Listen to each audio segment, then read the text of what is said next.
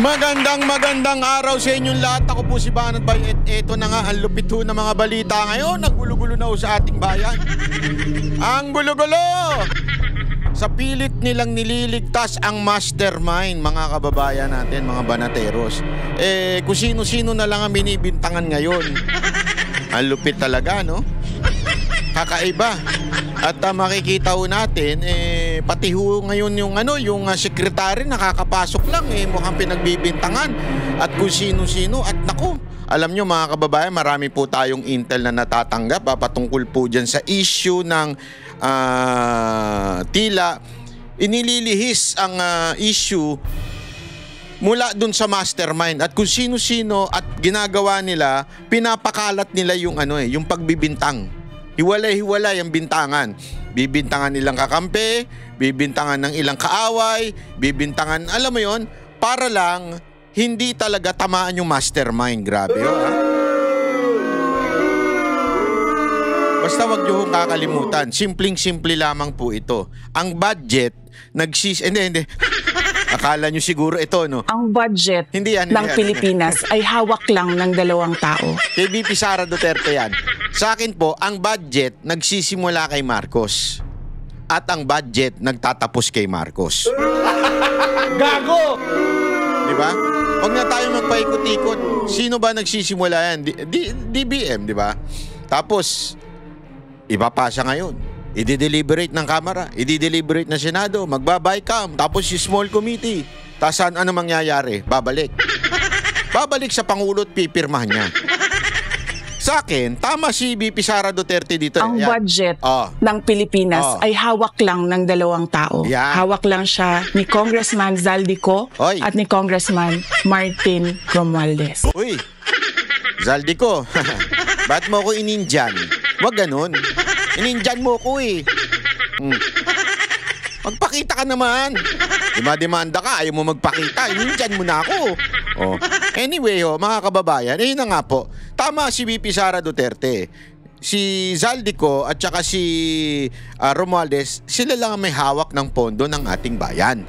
Pero ngunit tatapat subalit, in the long run, ang ending nito, kung talagang ayaw at talagang against sa corruption si Marcos, hindi niya dapat pinirmahan yung 2025 budget na pinaka-corrupt, sabi nga, ng lahat. Ng lahat ng sekta ng lipunan, sinasabing pinaka-corrupt yun. And yet, pinirmahan mo. Sino ngayon ang corrupt? Gago! Hindi, totoo yan Para bagang ganire, di ba? May nakikita kang crime na nangyayari. Di ba tayo nga po pag may nakita po tayong babae na binabastos, di ba? Sorry, sa jeep o di kaya sa karsada, nakita natin, binabastos yung babae. Di ba, bigla nga tayong tutulong doon sa babae, di natin alam kung tumutulong ba talaga o bantay sa lakay. Hindi natin alam. Pero ganun talaga yung ugali mo na may nakita kang binabastos o kaya naman ay dinukutan, inisnatcha na nanay, lola, tutulong ka di ba? Pag sinabi mong, na-snatch siya. Pag ginanon mo lang, tinawanan mo lang, ibig sabihin, kasama ka. Pinahintulutan mo yung masamang gawain na yun. So, tama si VP Sara Duterte dito. Yung 2 lang ang kumana ng budget, ngunit datapot subalit, si Marcos nanood lang. Hindi ko nga alam kung nanood lang siya o baka tulog pa siya nung pumirma siya. Pirma siya, tulog siya. Ano ba yung papapirmahan mo? Wala lang. Pirma naman siya. Dahil nga, alam mo na, lutang. Hindi ko alam kung ano ginawa nung gabi. Bigla na lang siyang pumirma. So sa madaling salita, siya talaga ang niyan.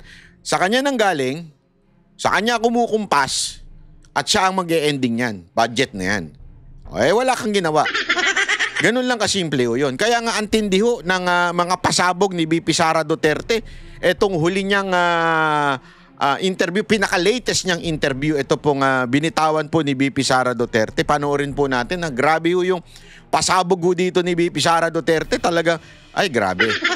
Swak Hindi, ewan ko ba. Basta, pag si VP Sara Duterte nagsasalita, malinaw. Excuse me po, sorry. Sensya na.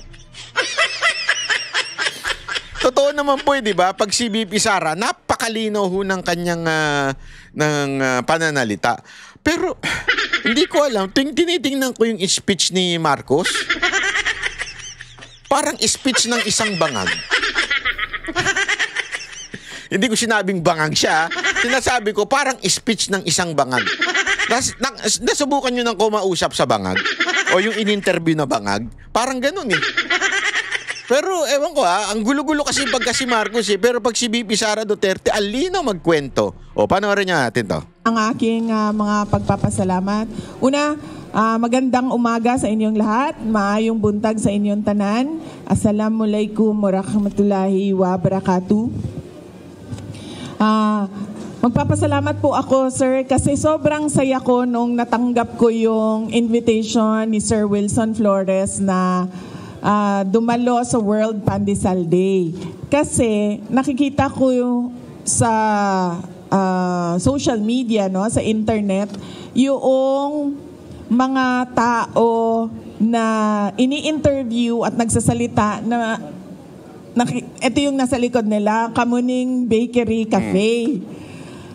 Tapos lagi kong naisip, parang gusto ko ma-interview dyan na mayroong nakalagay sa likod ko na Kamuning Bakery Cafe. Kaya was truly very happy to have received your invitation, and thank you. And happy World Pandesal Day sa inyong lahat. Ang pandesal, paborito ko, hindi siya hindi siya ordinaryong palaman. Alam mo, grabe yung niya dito. Na-observe niyo yung pagiging napaka-humble ni VP Sara Duterte, no? I mean, hindi mo na kailangan sabihin yun eh, kung sa totoo lang. Hindi mo na kailangan sabihin yun. Pinromote mo na libre yung Kamuning Bakery Cafe eh. Yeah? Hindi mo na kailangan sabihin yun. And yet, kita niyo yung pangarap ng Ali?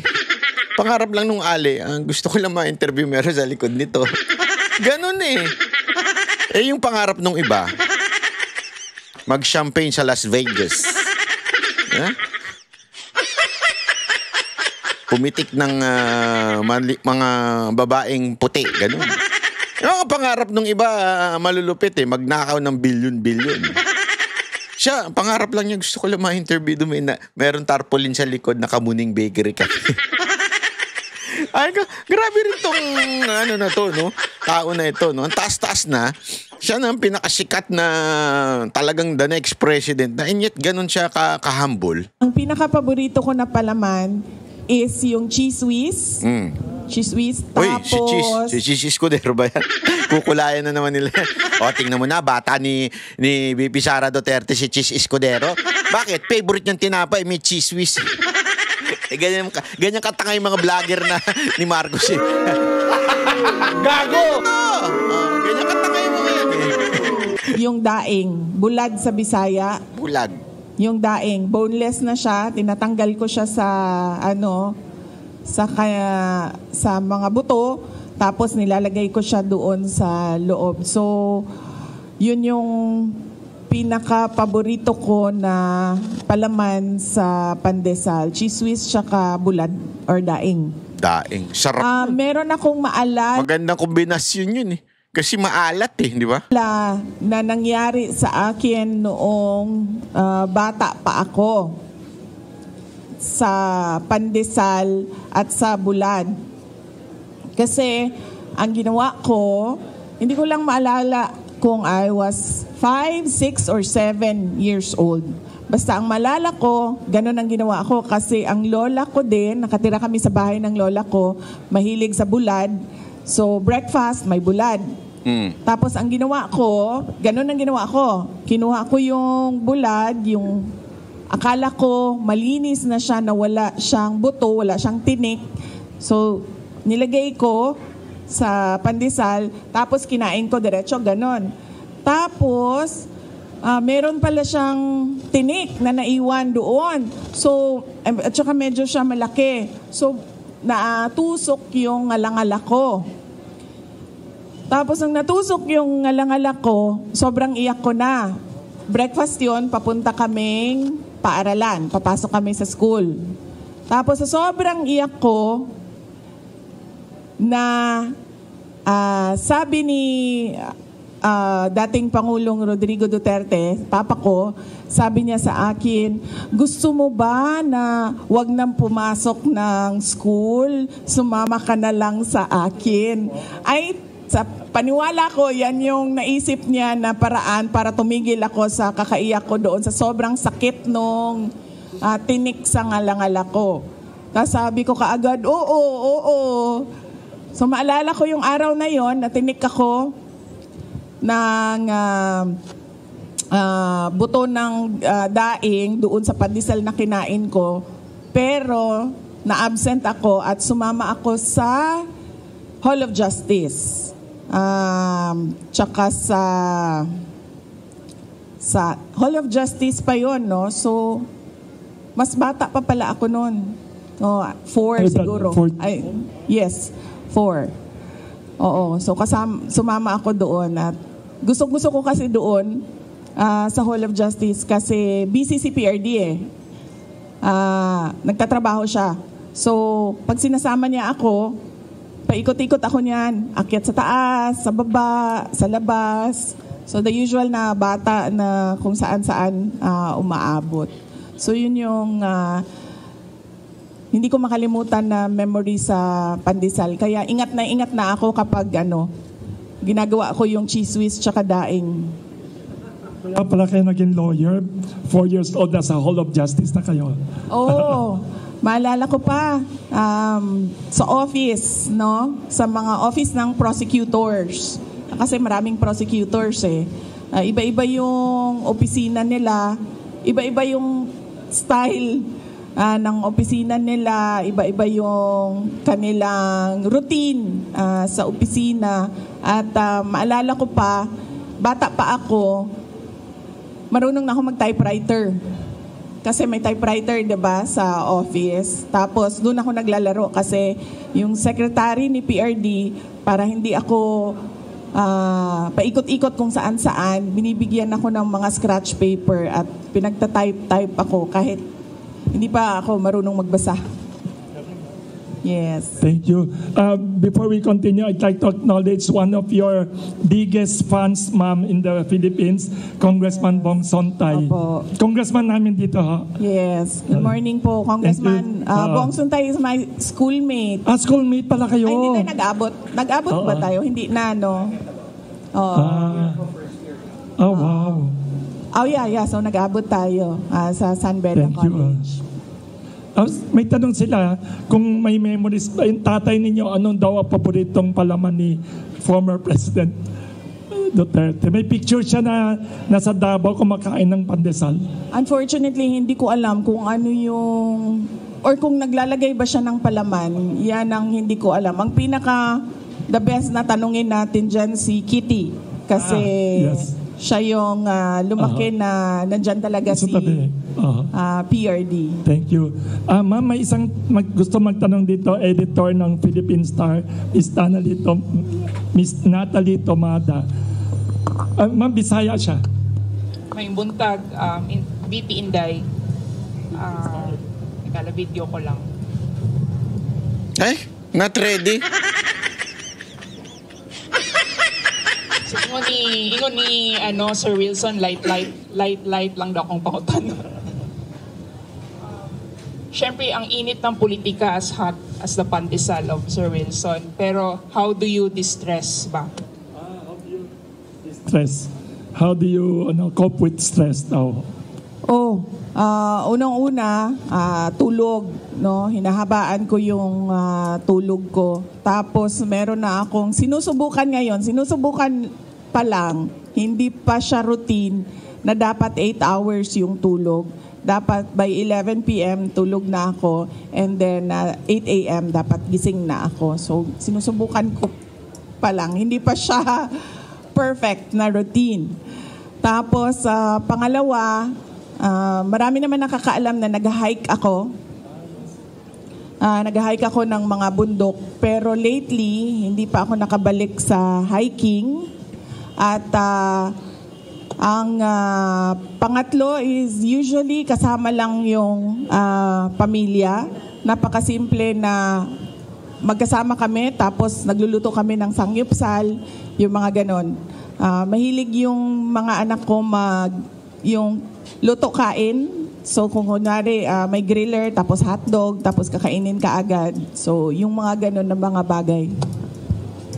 You were spotted, di ba, parang watching a musical with your daughter. Isa din ba yun sa mga parang ways to distress mo? Yes, ma'am. Opo. Yung anak ko, nakuha niya sa akin yung love for plays and musicals. So, bata pa lang siya, tinuruan ko na siya i-appreciate yung mga ganon. The earliest na napanood namin is Beauty and the Beast sa CCP. Tama ba, no? CCP yung nasa Rojas Boulevard, no? Oo. Sa CCP, doon kami. Beauty and the Beast yon, maliit pa siya na bata. And then sunod-sunod na yon, hanggang siya na mismo, nagustuhan na niya, siya na yung nagsasabi sa akin. Kasi ang alam ko lang naman ng mga musicals and plays, yung mga luma, yung mga noong panahon ko pa. Pero merong mga bago ngayon na siya na yung nagsasabi sa akin na kung pwede manood kami, maganda ito.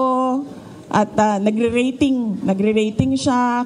Tapos tinatanong ko siya, bakit mas maganda yung ito kaysa itong napanood natin.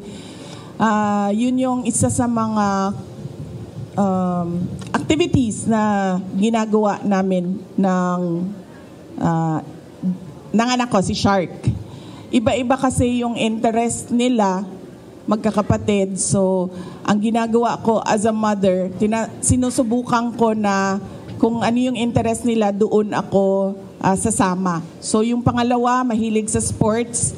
So, nandun ako, nagiging cheerleader ako kapag meron siyang mga laro. And then, yung pangatlo, mahilig magluto o mag-baking. So, nagluluto yun ng banana bread. Pangalan niya? Si Stonefish. Nagluluto ng banana bread. Tapos, nagluluto din yun ng ulam niya. So, yun yung sinusubukan ko gawin as a mother. Kung ano yung interest ng anak ko, doon ako sumasama. Hindi ko sila dinadala sa kung ano yung gusto ko. Thank you, VP Inday. Thank you, Ms. Natalie Tomada. Ay, Mr. Nie, yes. From Xinhua News Agency. May mga foreign media and Philippine media here. Thank you. Thank you.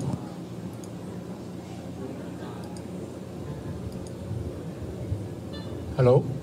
Thank you. Good morning, Madam Vice President. I'm from China.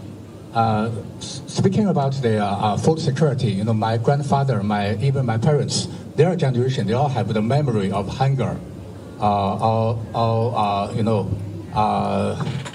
They don't have enough to eat.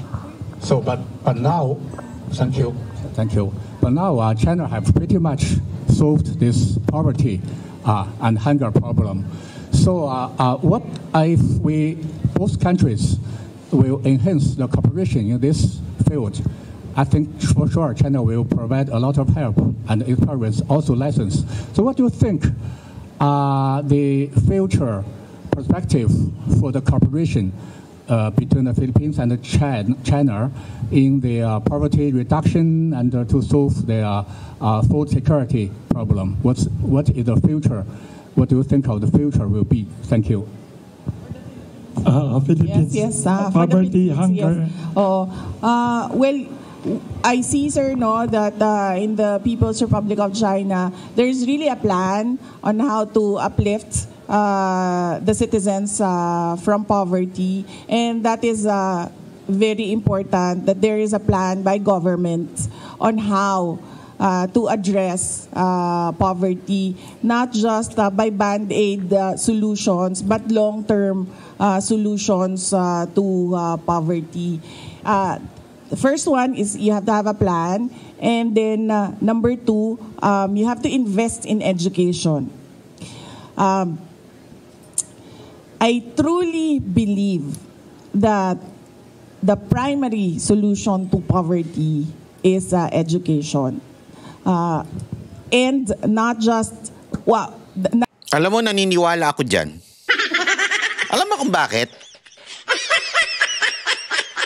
May pinost nga tayo mga kababayan Supposedly, alam niyo yung nangyari sa Madagascar. Alam niyo yung nangyari doon? Para sa mga hindi nakakabalita doon, nagkaroon ng kudita doon sa Madagascar. Meron pong kudita doon sa Madagascar. Ang nangyari, sinimulan ito ng mga Gen Z na nagprotesta. Tapos eventually, hanggang tuloy-tuloy na, nagkudita na, bumaligtad na po yung mga sundalo at kapulisan kasi punong-puno na talaga ng tao. Ang ginawa pa nga nung kanilang presidente doon, kunwari, patanggalin yung mga cabinet niya, papalitan. Style yan ng mga presidente. Yung bangbagang ikaw yung may katarantaduhan, ikaw yung may ginawang kagaguhan, tapos kunwari wala kang alam, sisisihin mo ngayon yung mga ibang tao, cabinet mo, lahat resign. Tangina, sounds family, no? Diba? Sounds familiar, di ba? Ganun ang ginawa. Tapos, anong pagkagawa ng ganun? Hanggang hindi pa rin na-satisfy yung mga Gen Z. Nagalit pa rin sila, tuloy-tuloy pa rin. Hanggang eventually, talagang pumutok na, sa sobrang dami pa rin at lumusob na dun sa kanilang palasyo, bumaligtad at nagkudita na yung mga military. Anong kinaugnayan sa edukasyon, Banat Bay? Ganito lang kasimple. Yung sa atin kasi tanga. Huwag na tayo magmangmangan. Mga putang inang tanga. Mga tanga talaga yung mga Gen Z sa atin. Hindi ko kalahatan, karamihan. Actually, yung mga nasa Luzon. Hindi alam nyo kung bakit? Tanginan yan. Halata na kung sino yung may kasalanan. Kitang-kita na kung sino yung mastermind. Tapos, ang ginawa nito mga ulol na mga makakaliwa, in-inject nila sa utak ng mga Gen Z. Yung mga tatanga-tanga. Ganito gawin natin.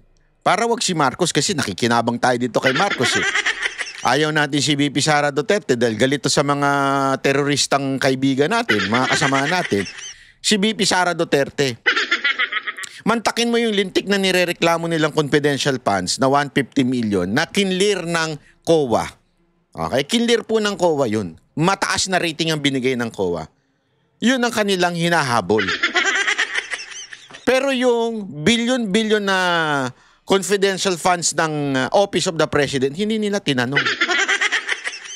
Yung flood control project na wala namang kinalaman ng mga Duterte, sila pa ang tinuturo ngayon. Ibig sabihin, ganun kasi katanga yung mga Gen Z natin, yung mga estudyante natin sa Pilipinas. Di ba? Karamihan nandito sa Luzon. Uutuin sila. Tapos magpapauso sila. Ano yun? Ikulong na yan. Ikulong na yan. Ikulong na yan. Pag ganyan-ganyan pa yung mga gago na yan. Pati sa mga concert, ganun-ganun. Pero pag tatanungin mo, sino ikukulong natin? Hindi sila makasagot ng diretsyo. At mantakin mong sasagot pa nila si VP Sara. Tangina. Ang tindi ng korupsyon sa budget na wala namang kinalaman si VP Sara dun sa budget sa 2025, the most corrupt budget, wala siyang kinalaman dun, siyang ipakukulong. Tingnan nyo kung gaano katanga yung mga Gen Z sa atin. Ikulong na yan. Ikulong. Bakit? Nakikiuso Tapos pagkatapos ng ikulong ng TikTok na sila ganun para mga tanga. Hindi katulad sa Madagascar, talagang nung yung kanilang presidente pinalitan yung cabinet, hindi naniwala. Sa atin naniwala pa tayo. Nung pinalitan yung cabinet, wow, okay talaga yung step ni Marcos Nagtayo ng independent kuno na komisyon. May pa-independent pa. Paano naging independent yan kung ang naglagay ng mga tao dyan yung presidente? Na naman maniniwala na independent yan? Gago! Paano naging independent yan? Hindi nga nila tuwing maituturo na si Romualdez, tinatanggal nila, sinisiraan nila yung ginawa kay Magalong. Diba? Ngayon, ewan ko, pati si Vince Dizon, parang kasi mukhang meron siyang nakantil na nerve. Ika nga, yan yung sinabi ni Magalong Pag may nakantil ka na nerve, mukhang dediretso na kay Marcos, sisiraan ka na. Paano mo magsasabing independent yan kung ang taong bayan hindi nakikita yung mga nangyayari dyan? Gago! Ngayon nga, may palusot pa yung mga hindot na yun eh. Sa gobyerno, may palusot sila ngayon. Ilabas ang salin. Utangin ang yan. Ilabas ang salin. Sino ang mag-iimbestiga? Si Remulla. Sino naglagay kay Remulla? Yung pagkalagay pa nga kay Remulla ay kaduda-duda. Bakit? May kaso siya eh. Ang dami niyang kaso. Inilagay, pinilit pa rin siya ni Marcos. Ibig sabihin, talagang gusto ni Marcos ilagay ito. Tapos siya mag-iimbestiga ng salin? Gago! Tapos sasabihin ni Marcos, oh, I'm willing. At dapat naman yan. Hindi ko nga alam kung bakit pinagbawal yan noong nakarang administrasyon.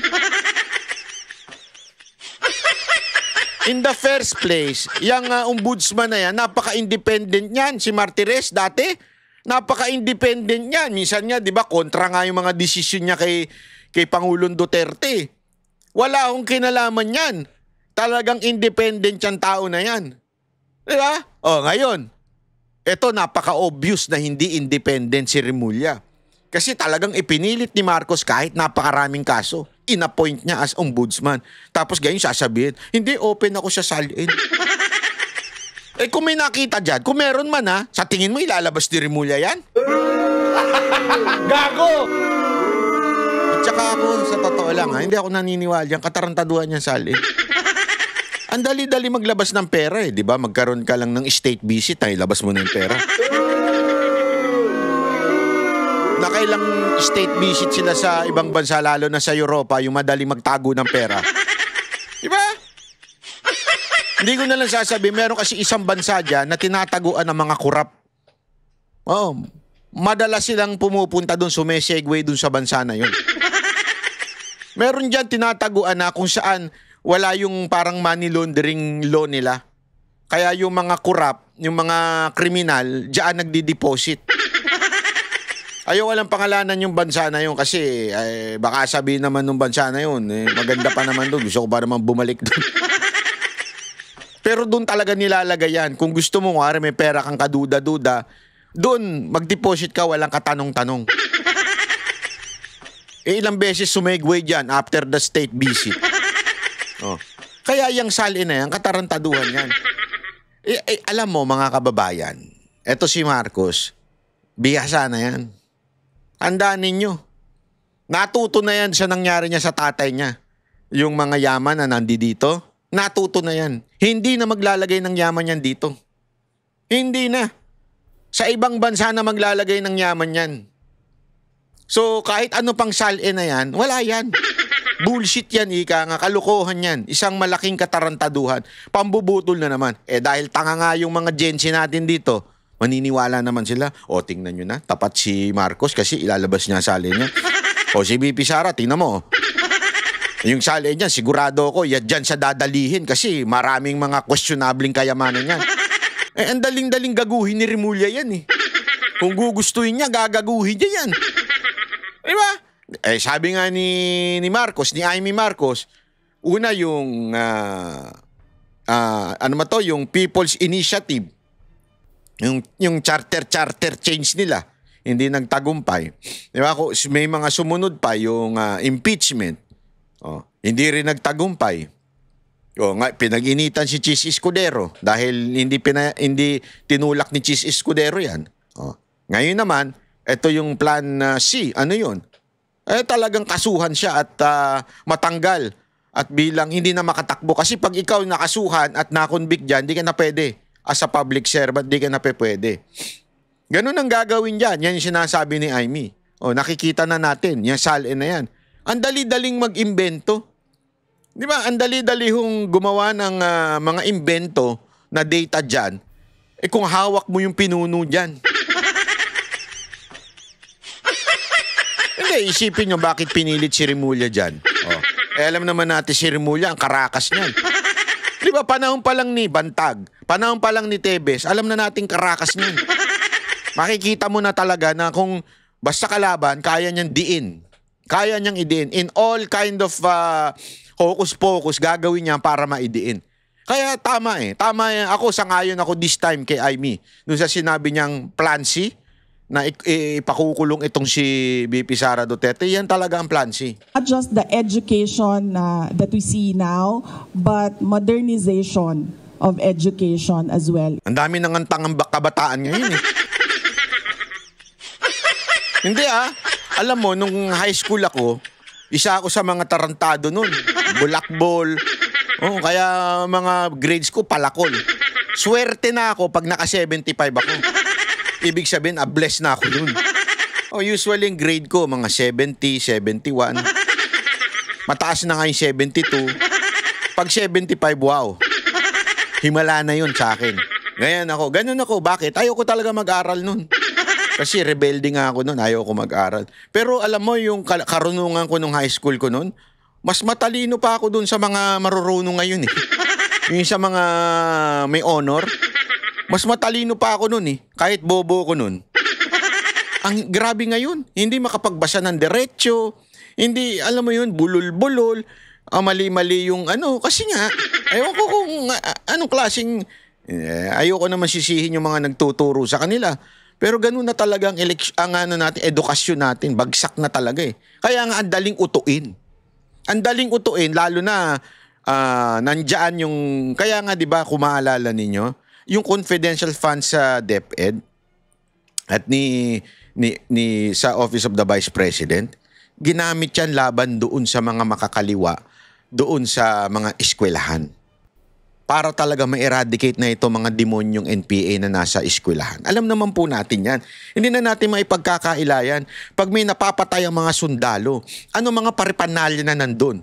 Galing sa mga makakaliwang party list.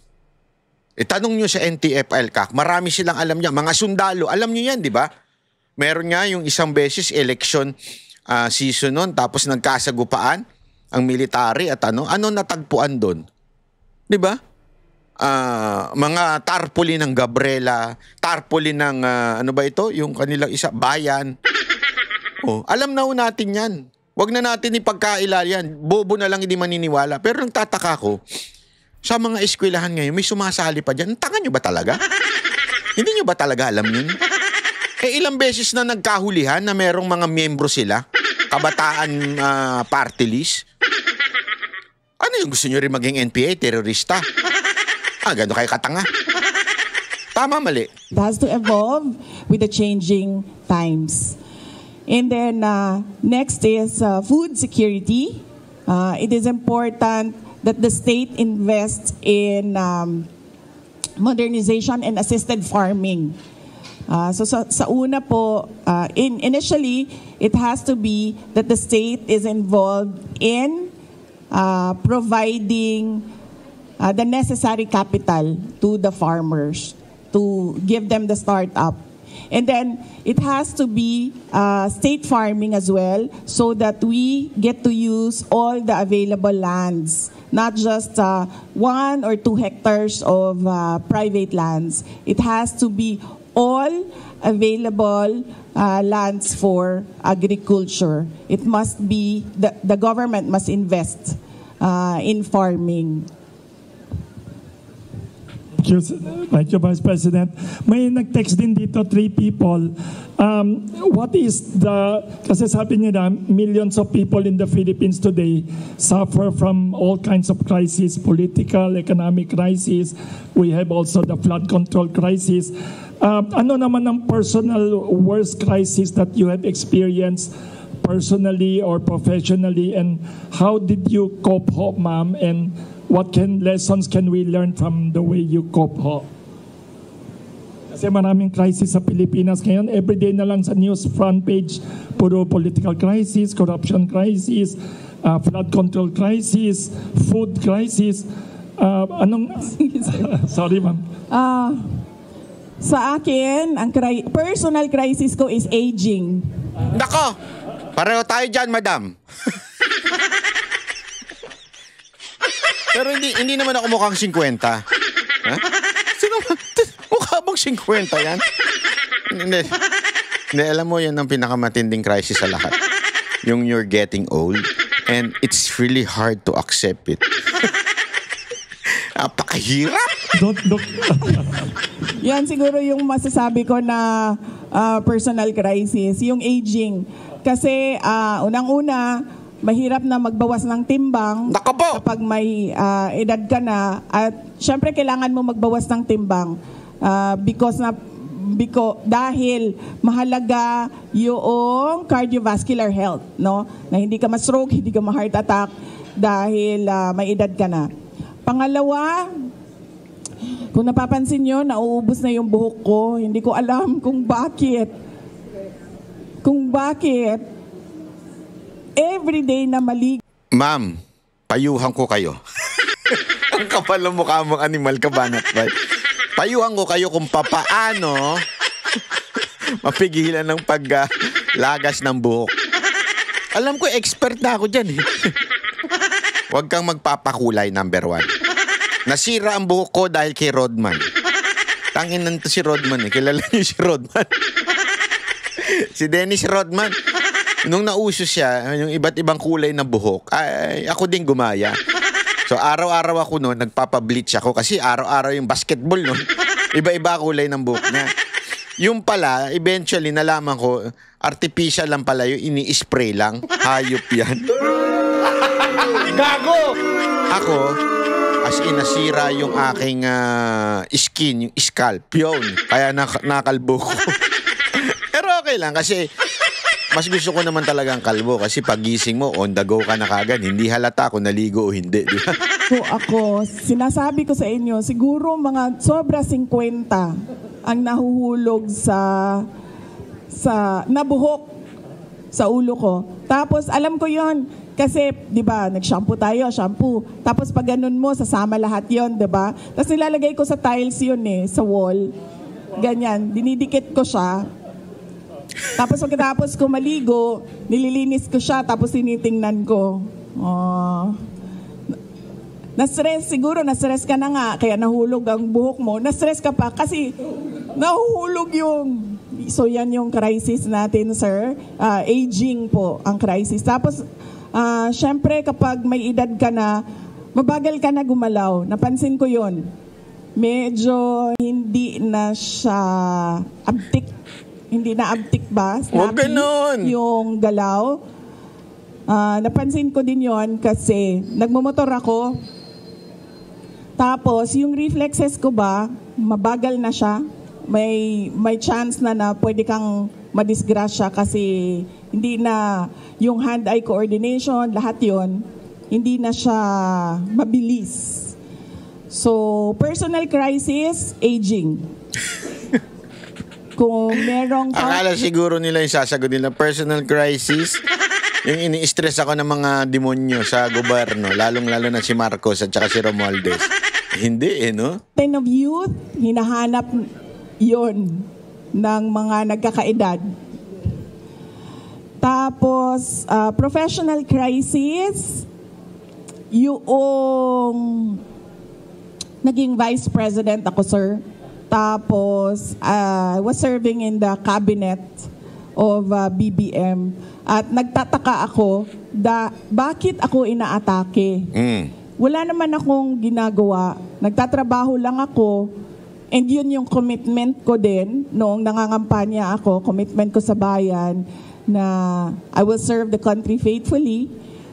Pero kahit nakaupo ako as a cabinet secretary sa Department of Education, tapos sa Office of the Vice President, ang ginagawa nila, nagro-roll out lang ng project, inaatake ako ng administrasyon. Yun yung professional crisis na daanan ko na nagtaka ako. Took me a while. It took me a while to realize my worth and value as a government official na hindi dapat ganito ang ginagawa sa akin kasi wala naman akong ginagawang masama sa administrasyon man, kay BBM man, o kahit kanino man. Kaya medyo tumagal din ng ilang buwan bago ako nag-decide na hindi tama yung ginagawa sa akin, hindi tama yung ginagawa sa opisina na kung saan ako nakaupo, at I will not endure yung ganon, at hindi din ako parang hihingi ng some sort of peace na parang wag ninyong gawin sa akin ito. Ang desisyon ko was, aalis ako, ituloy niyo lang kung ano yung gusto niyong gawin. Very, very unique ang sinabi niyo. Very inspiring. We should take care of our aging process. Ang galing, saka professional, magandang advice sa yun mga sinabi niyo, ma'am. But you don't look like a person who's aging. Kasi, sir, siguro ang vitamins ko, yes. Ang maintenance ko isa lang. Yes, ang vitamins ko 1,000. Wow.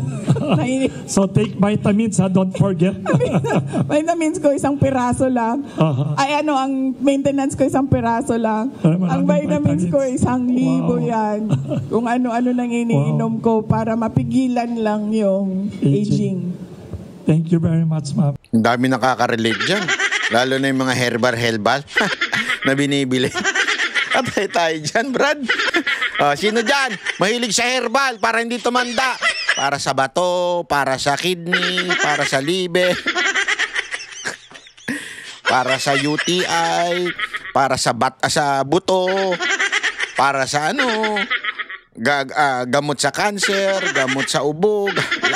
Yung mga ganong bangbagang, alam mo pag mga wag na kayo maniwala dito. Wag na kayong maniwala, hindi kay BP Wag na kayong maniwala pag may nag-alok sa inyo ng gamot at sasabihin niya, alam mo, etong gamot na ito, gamot ito para sa cancer, sa liver, sa kidney, sa ubo, sa buto, sa utak, sa dugo, sa high blood, pag all-in-one na gamot. Huwag na kayo maniwala doon. Tapos ano nakalagay doon? Herbal lang. Okay lang sana, halimbawa, isang herbal.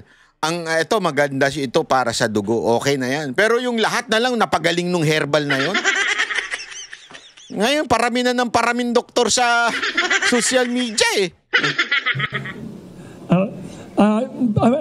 May tanong. Ayan, si Mr. one of the earliest. Yes. Pakibigay naman kay Mr. Ian ng GMA7, one of the earliest to come here.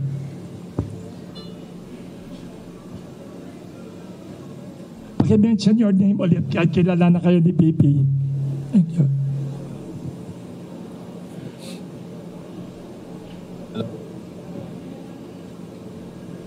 Microphone, Teresa.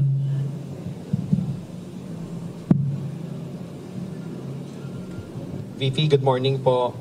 Ma'am, kunin lang po namin yung reaction nyo dun sa sinabi po ni President Bongbong Marcos na hindi daw po aabot yung mga aligasyon ng korupsyon sa katanggapan po nila sa Office of the President kaugnay doon sa mga flood control projects po. Sasagutin niya ni Attorney Trixie. I would like to acknowledge the presence of Attorney Trixie.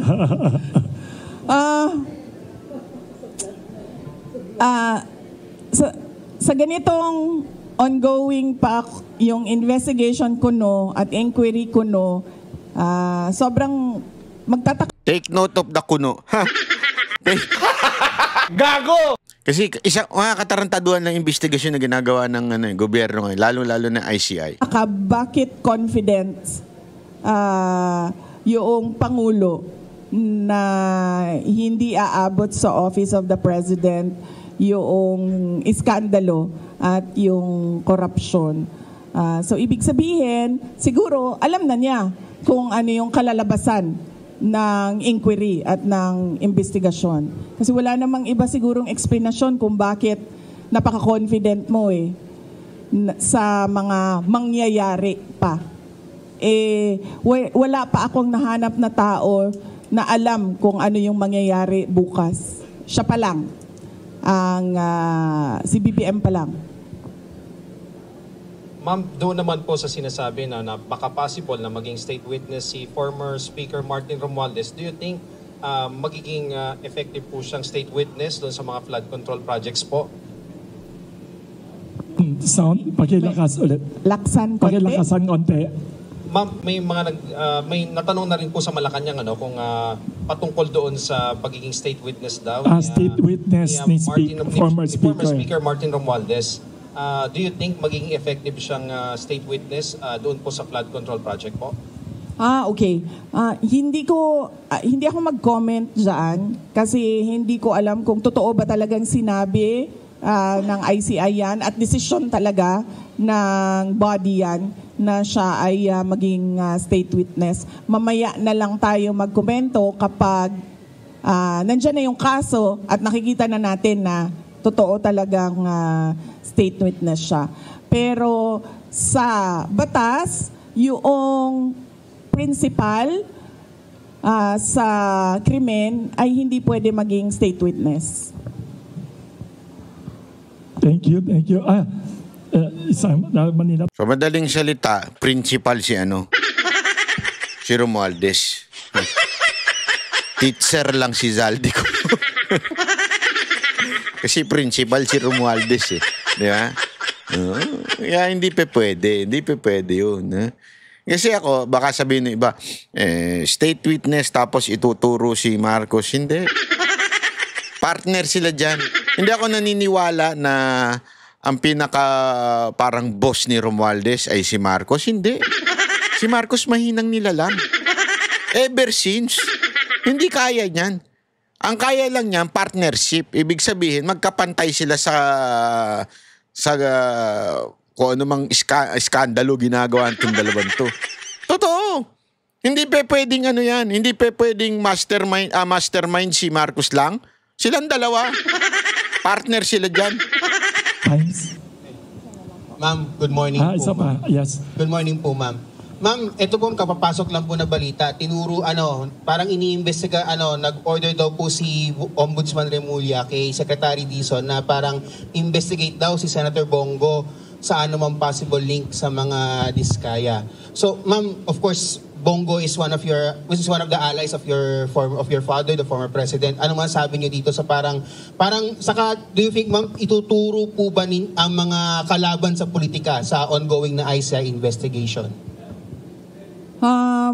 Hindi ko alam kung ano yung malamang nakakaalam niyan si BBM kasi ngayon nga confident na siya na hindi siya kasali sa mga hindi aabot. Tama ba ang sinabi? Hindi aabot sa Office of the President ang corruption. So siya lang makakasagot niyan kung ano ang mangyayari.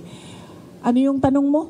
Yeah, of course, baka ituro lahat ng mga kalaban sa politika sa ongoing na investigation ng ICI. Do you think po mangyayari po ba na baka mapunta rin sa inyo yung sise or mapunta rin sa inyo yung ituturo or whatever dun sa investigation?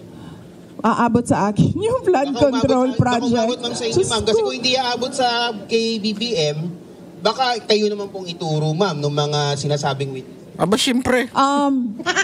Sigurado ako hindi aabot sa akin ang flood control scandal. Kasi unang-una, wala namang flood control projects sa OVP or sa Department of Education.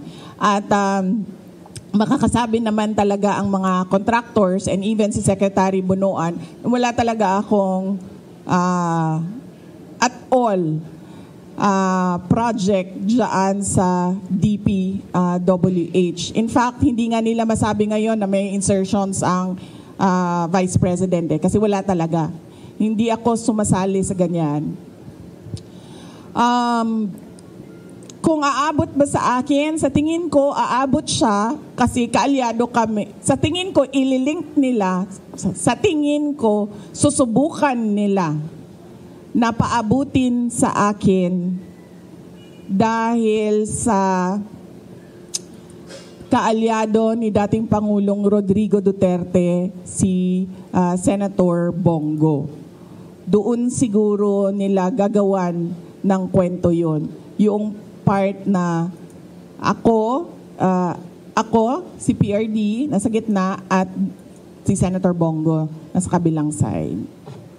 Last question na lang, ma'am. Ma'am, medyo light tayo, ma'am. Ma'am, if you're bread or tinapay, anong bread po kayo? Anong bread si BBM? Anong bread si Martin Romualdez? Anong bread si Saldico? Ito talaga. Taga Manila Times magaling.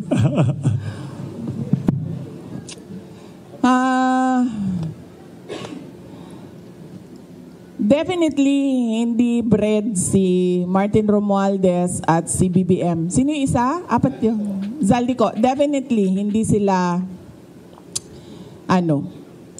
tinapay dahil hindi makain yung ugali nila. Gago! Ang yan. Akala ko nga sasabihin panis na tinapay eh. Hindi pala panis na tinapay. Hindi sila bread kasi di sila makain. Gago! At hindi makain yung korupsyon nila. Kung ako ay tinapay, ang hirap nito ha. Sige, ito na lang. Paborito ko ang ensaymada. Okay? Pinaglihi ako sa ensaymada. So kung ako ay tinapay, ako ay isang ensaymada. Thank you very much. Last question. Last question. Sorry, may isa dyan si Mr. Jace. Last question daw. Isa number 1 fan mo siya. Yes, nakasama. Hi ma'am, Jason po ng SMNI News. Going back po dun sa naging statement ni President Marcos, I would like to ask for your comment on this. Na sinabi niya, I am confident that whatever mud might be slung at the administration, that will be able to show that these are politically motivated and do not actually have any validation in fact. Sabi niya po, politically motivated na ilink siya sa mga issue ng korupsyon o katiwalian po. Your comment on that, ma'am? Hindi na ito politically motivated. Bakit? Hindi naman siya makakatakbo na ulit eh. Hindi na siya politiko. Presidente na siya. And that ends there. Hindi natin alam kung sa 2028 o another 20 years na naman of a BBM, of a Marcos. No. Hindi na siya hinahabol ng mga tao, ng taong bayan dahil politiko siya. Hinahabol siya ng taong bayan dahil wala siyang ginagawa bilang Pangulo. Ayun lang kasimple. Hindi naman sisiraan yan dahil tatakbo pa siya. Wala na. Hindi na makatakbo yan. So walang political doon. So, galit lang ang tao sa kanya kasi wala siyang ginawa sa korupsyon. Yung mga ginagawa niya ngayon, wala rin naman naniniwala. Pupusta ko sa inyo, wala makukulong mula sa kakampi niya. Hanggang matapos ang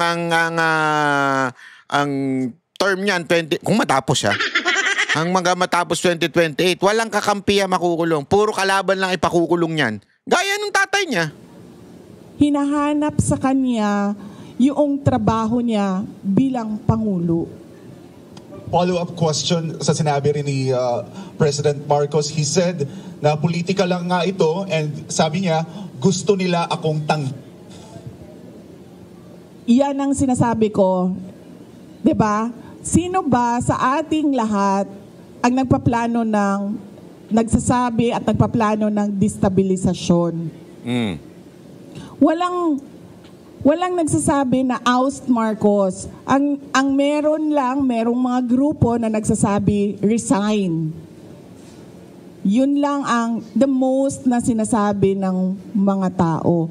At nagtataka ako sa administrasyon, bakit nila sinasabi na destabilisasyon ang pagpapahayag ng mga tao sa galit nila?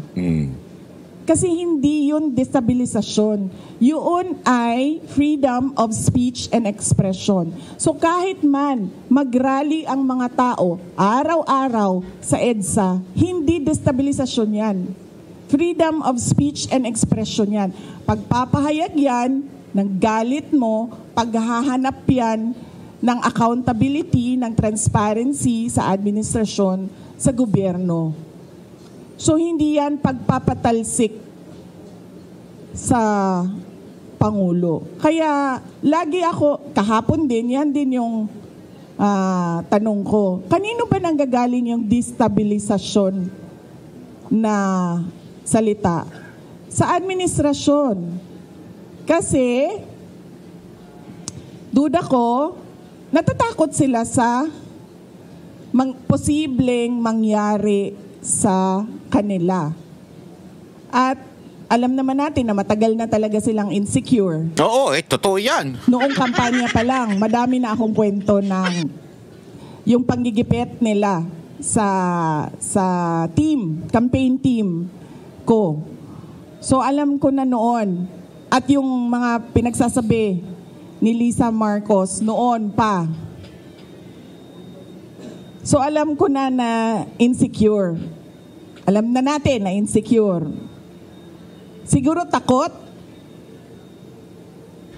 Kaya nila nasasabi may destabilisasyon. Kasi takot sila. Kasi totoo yung sinasabi ng mga tao na ginagawa nila.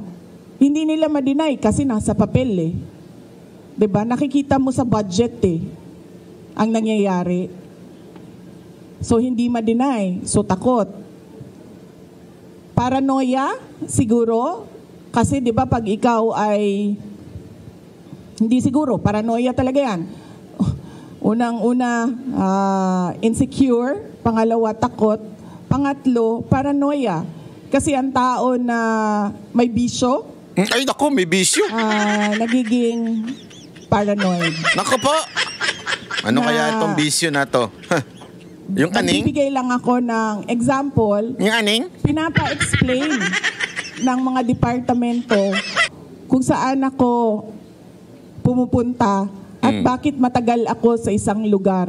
Ganun na yung papel na umiikot sa loob ng gobyerno. Yan ang politika. 'Di ba? Magtatanong sila, anong ginawa ni Inday Sara doon? Ilang oras siya? At sino ang mga tao doon? At yung mga kawani ng gobyerno na nandun, ipa-explain bakit sila nandoon. Ganon yung galawan sa loob ng Office of the President. So, makikita mong medyo paranoid. Ma'am, last question. It was the first time na narinig namin sa inyo during your press conference or ambush interview sa Zamboanga kung paano po nagamit yung confidential funds ng Department of Education. And you've mentioned si Zaldico. Ma'am, pwede niyo po bang ibahagi pa sa amin ano yung findings ng DepEd regarding the laptop scandal? And then, ano po ang ginawa ninyo sa findings na ito? Ipinaalam niyo ba President Marcos, may ginawa po bang parang case build-up para kung makasuhan man kung may ikakaso? Yes, gumawa kami ng investigation sa loob ng Department of Education. Isa sa mga pinagamitan ng confidential funds ay yung corruption sa loob ng Department of Education. Hindi lang sa laptop madaming reports of corruption inside the Department of Education. Hindi lang sa central office, kasama na yung sa mga regional offices namin. So kapag merong reports, pinapaimbestigahan yon. So isa sa mga inimbestigahan is yung laptop. Ang unang ginawa doon is nag-request ng fraud audit sa Commission on Audit. Tapos kami sa loob ng Department of Education, gumawa din kami ng sarili naming investigation para kung ano man yung ma-actionan namin sa loob ng DepEd, ma-actionan na kaagad namin. Unfortunately, yung procurement ng laptop Hindi siya nangyari sa loob ng Department of Education. Saan? Nangyari siya sa DBM. Oh, talaga? So, ang pinaka-papel na nasa loob ng Department of Education ay yung agreement between DepEd and DBM. So, hindi pumasok lahat ng procurement documents sa DepEd. So, ang pinaka na magawa lang namin doon sa loob ng Department of Education is mag-blacklist. And at that time, hindi pa namin ma-blacklist kasi hindi nga sa amin nangyari yung procurement. So, natali yung kamay namin doon. Kaya inasahan namin na doon sa fraud audit ng Commission on Audit, may lalabas doon na mga personnel involved. At doon sa Blue Ribbon Committee na investigation, kung maalala nyo, may nangyaring Blue Ribbon Committee investigation sa Senate, sa laptop, ginamit namin yon sa loob ng Department of Education para isa-isahin kung sino yung mga personnel involved na under sa mga tao involved doon sa Senate Blue Ribbon investigation. Diyos ko, akala mo ba yung presidente natin nagtatrabaho? Hindi nagtatanong yan at all. Hindi. I swear to the flag, si BBM, hindi yan siya. Nagtatanong ng trabaho at all. Kaya napansin nyo ba, walang direksyon yung governance at walang direksyon yung iba't ibang departamento. Bakit? Kasi he doesn't give he doesn't command. He doesn't command, he doesn't ask, he doesn't say that, look, there's a Philippine development plan. And diba, yan din yung sinabi. Kinuwento na natin yan dito eh. May source tayo eh. Nakalimutan ko kung anong pangalan ng abogadong source natin na dati rin secretary. Baka obvious eh. Diba? Sinabi niya, wala nga cabinet meeting eh. Kay Pangulong Duterte, hindi nyo napansin, di ba? Dati, may picture every time may cabinet meeting. Tingnan nyo ngayon, bakit walang cabinet meeting? Walang picture. Kasi imposible na hindi sila maglalabas ng picture. Alam naman natin, walang ginawa itong gobyerno to, hindi magpa-cute eh. Di ba? Ilalabas nila yan. Ngayon, wala ka makikita. Bibihira siguro once in every 3 months. Ganon ang cabinet meeting. Tama si BP Sara dito. Wala talagang direksyon itong si Marcos. Walang ginagawa. What are you supposed to do about this? Akala nyo ba yung ginawa ko sa DepEd, galing yun kay BB? Hindi, akin yun. Lahat. Kasi he did not give any orders at all. So pag upo ko doon, sabi ko sa mga kasamahan ko, sa mga USEC at ASEC, I think this is our show. Kasi walang direction. Walang participation at all ang Pangulo. So gagawin na lang natin kung ano yung karapat dapat nagagawin para sa edukasyon dito sa ating bayan. So we created the Matatag Agenda. We followed through with the Matatag Curriculum. At unfortunately, hindi kami natapos kasi... Alam nyo kung bakit, mga kababayan? Nag-decide ako na I don't deserve the attacks that were thrown at me by the administration. Kasi ako na nga lang siguro yung kaisa-isa dong nagde-deliver para sa cabinet ni BBM. Tapos gadun pa yung gagawin nila sa akin. Di, alam mo, parang yung sa eskwelahan lang yan eh, di ba? Kung sino yung masipag, kung sino yung matalino, nagagalit lahat ng bobo. Lahat ng tamad, galit. Bakit? Kasi wag ka nang maging masipag kasi ma-emphasize na kami ay tamad. Wag ka nang maging matalino, ma-emphasize na lahat kami tanga. Ganyan eh. Kaya siguro nagalit dito kay BP Sara Duterte kasi magaling, maayos ang kanyang pamamahala. bilang Deputy Secretary, para bagang sinasabi ng iba, relax ka na lang, huwag ka nang masyadong dyan kasi mapapansin pa na wala kaming ginagawa dito. Di ba? Ganyan ganyan ang datingan ng mga ibang siguro nandun sa loob. Puro mga walang silbi mga sa loob Aside from ang motibo lang ay pasamain ang mga Duterte, yun lang, wala na. The rest, talagang mana sa amo nila. O di, nung nawala ako, edi wala na. Wala na siyang accomplishment at all. Thank you very much, Vice President. Due to limited time, sorry kasi we'd like to request naman the Vice President to give a message. Baka you have a message for World Pandesal Day and to the public. Thank you for all yes.